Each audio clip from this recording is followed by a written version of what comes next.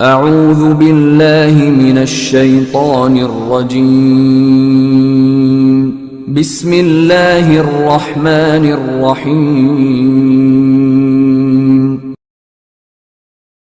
مکھیوں کی حضور پاک صلی اللہ علیہ وآلہ وسلم سے گفتگو۔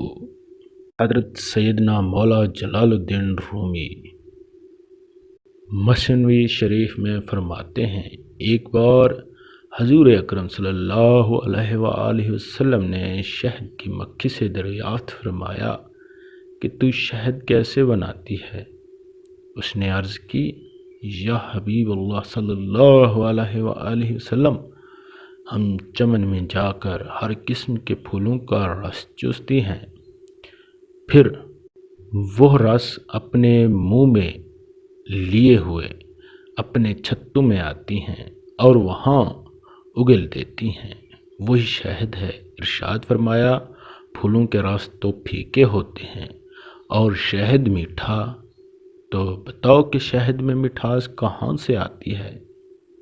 مکھی نے عرض کی، ہمیں قدرت سے سکھا دیا ہے کہ چمن سے جتھے تک راستے بھر آپ صلی اللہ علیہ وآلہ وسلم پر درود شریف پڑھتی ہوئی آتی ہیں۔ شہد کی یہ لذت اور مٹھاس درود پاک ہی کی برکت سے ہے۔ سبحان اللہ۔